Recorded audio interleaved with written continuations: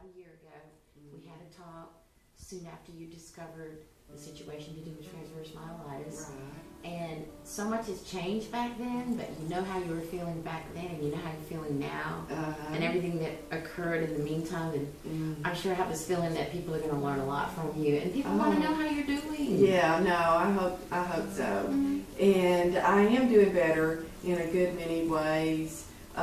Physically, I feel stronger, and I've learned what I need to do and what works and what doesn't work. And I kind of wanted to pass that information on, and you know, explain how this has been. It's had the ups and the downs that any kind of illness, especially one that's, you know, just thrown at you so severely. Yeah. So that's my plan. This is what we want to talk about. Yeah. So you can start anywhere. I mean, if you want to start talking about the mobility situation or health, or if maybe you want to talk about where you were at, like maybe a summary again of what you went through up to the last. Well, when you interviewed me last, which everybody enjoyed, by the way, was last June, and I was just recently home after about, say, a month or so, and so I didn't have some of the equipment that I do now, like my door opens at the click of a button, like a garage door opener, and I've got my driveway so I can get around the city streets. That's really cool. So I really, I'm going to enjoy the spring. You know, I totally missed the spring last year. Right. So, and then I was having a lot of health issues that I wasn't aware that I just thought I wasn't going to be able to walk. And so I had no idea that I was going to have some other side health problems that threw me for a curve. And so I had to face them and, you know, deal with them. And so now I can spot the signs of when one might be coming on, if you will, and deal with that, and then have the appropriate nurses. And so anyway, just trying to work on that, and trying to organize my house so it's user friendly, so I can have a span of time during the day where I'm actually alone, because it's hard for me to be with anybody 24/7. Yeah, right. Anybody that knows everybody needs me time. Oh yeah, you know, you really do. I know, but that seems to bother people. That, you know, that I would want solitude, but I've always been that way. Yeah. So. I think everybody, if they really think about it, they do like to take time by themselves to do the things that they like to do by themselves. You know? Just relax and I know. not worry about having to talk. Explain that need. You know, that need for solitude, and to collect my own thoughts, and to try to absorb what's actually happened to me since last year, because it has been a roller coaster. But in August, thank you and Michael again for my race, which was very successful. It was called Catch Me If You Can. Yeah, Catch Me If You Can. It was last August, and it was a lot of fun. Everybody was so sweet. And they really were. Yeah. And so in heavy rain, which I can believe that. Which was a trick. They actually came out and set it up in the rain, and everybody was out there, and they ran in the rain, and they partied in the rain. Oh, I know. Yeah. So that was really nice. Yeah. And then I went through the fall months, and that was interesting. And you know, I've got a variety of nurses, and some of them that I got unbeknownst to me that I was entitled to, so that was a bonus. Cool. And so there's been a lot of really wonderful caretakers, and it's been really very interesting. And there's a lot of talk about caretakers, but you know, there's been so many positives, but there's been a few negatives. Okay. And you know, the word caretaker implies that somebody cares. Yeah.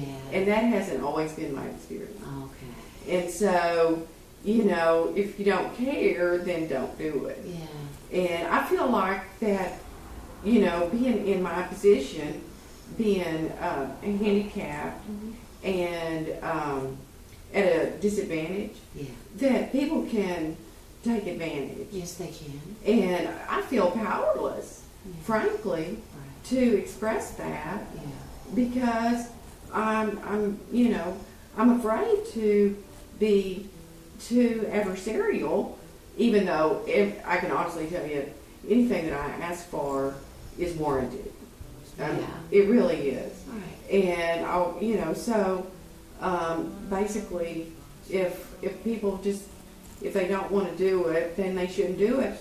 And I'm not talking necessarily about anybody that's being paid. Yeah. If you don't want, don't. Mm-hmm. So anyway, so that's one thing. And because I don't want this, Suzanne, to be a rosy. Oh, let's look at Kelly video. I mean, it's got to be educational. And speaking of the looking at Kelly, Okay. it takes preparation for me to be dressed and groomed. And, some people have said, oh, well, it doesn't matter how you look. Well, yes, it does matter. It matters to me. Yeah. And it mattered to me as a young girl, Right. as a young woman, and now as a paralyzed person. I'm going to go out the door looking terrible. Yeah.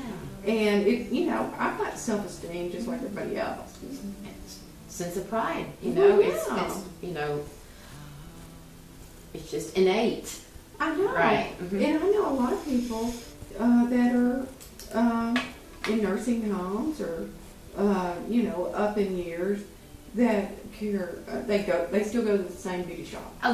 Oh yeah, absolutely. I remember going to visit senior citizens home often, Mm-hmm. and one of the things I found out was, I said, "What can we bring you?" And they go, "Pantyhose. Mine Right. are always being stolen." Yeah. Yeah. Because I love wearing pantyhose. It makes their legs look good, Right. Uh-huh. And see, and that really does, and that is such a small, request. Absolutely. And it really, these things that a person asks for is really a request. And, it's not about being belligerent. You're just asking for the basics. Right. So, that's one thing. And, so the only other thing I could think of offhand that I've learned is, the way I organize my house. And, because I miss being crafty and, So you're still thinking like a craftswoman or artist. Yeah, Mhm. I am. And of course And you can look at the knuckle art. Yeah. Oh my goodness. Yeah, so I draw with an app on my phone with my knuckle. And so a lot of people have loved it. So, and so I called it knuckle art because it rhymes with Kelly and my initials. Yeah, perfect. So anyway, that's been fun. Especially everybody seems to love it. They do. They really look forward to you putting another one up. you know? Yeah. So what other kind of things have you discovered that you could do if you did it a certain way? Like you can draw with your knuckles. Right. Okay, what else have you discovered that you can do by, changing things a little like that? Well, in the kitchen, I've got this water jug that's got a spigot that I put on a bar stool, for example, with these washcloths, so that then I can wash my own hands during the day, and then I keep my life alert button and any thing like that in a certain spot, and I try to organize the house where I personally know where stuff is, because in the beginning with different nurses, they'd be like, well, Kelly, where is this? And Kelly, where is that? Yeah. And I didn't know. I can't move. So as long as I always know, so I went to Target and bought things and so and such to keep things totally, as organized Right. as a person can Okay. in a paralyzed situation. Okay. So, and then my house is finally looking cute the way that it did before, which matters to me. Mm-hmm. Sure. That may seem fluff, but No, it's, people want to look nice. People want their house to look nice. They want their house to be convenient for them. People Yeah. like things in certain places.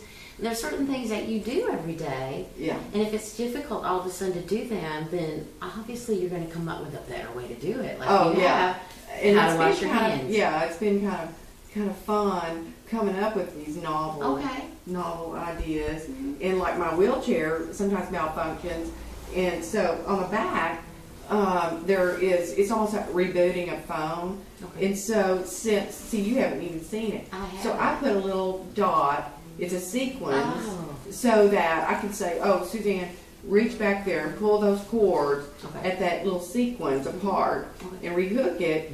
See, so that then you're not looking around. Okay, Kelly, where in the world is that cord? Yeah. So little tricks of the trade, if you will. Right. So things like Nice. that. Very nice. So, and I'm sure there's a lot of other things that I can't think.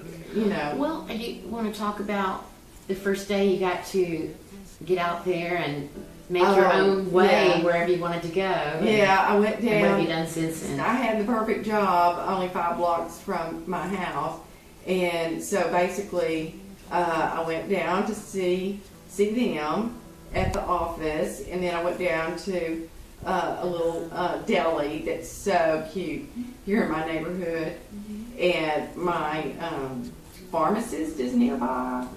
There's a hair So salon. you can do all those things. I could in about when it gets nice weather. a 6 to 7 block area. It's Okay. just for somebody that's handicapped, it's ideal. Yeah. It really is, and so I'm really blessed in certain areas. You probably can tell I'm struggling to breathe a little Oh, bit, yeah. but If you want to stop for a second. oh no, Yeah, we can take a break. Okay. Well, let's kind of wrap this up a little bit, I'm thinking, and I know one thing I just can't quit thinking about, and the fact that I remember how hard you were researching there in the beginning and even now probably for tips and ideas, and we're looking at this. It's not just you sharing how things were and how they are now and what you're Right. looking forward to in the future, but also it's going to be a great resource for people who are going through anything like what Kelly's going through. And if you go look at the other video, it mentions exactly what happened, and we'll put a link from this video to that one. But maybe tie things together here. well, I think that it's been interesting, and I've met a lot of really interesting people along the way. It hadn't been totally a hardship, but I mean, I had some highs and some low lows, but that's why I said earlier I don't want this to be all rosy, because there's got to be. I want there to be a value in this paralysis, and I do understand that I probably won't be able to walk again, and that's okay. So people don't have to feel sorry for me. I just want people to, be in acceptance mode. If I'm in acceptance mode, then that's what I want. Because I've got to move on. I've got 2 children and 2 grandchildren, and so if I have to, then everybody else has to. Exactly. Yeah. Makes total sense. Yeah. Anyway, I really appreciate it, Susie. Oh, it's great to chat with you anytime, Oh. but to go into so much detail like we are here and to share it with other people. Yeah. I know. We'll have to do it again. We will. Okay. All right. Thank you. All right. Search the streets for leads.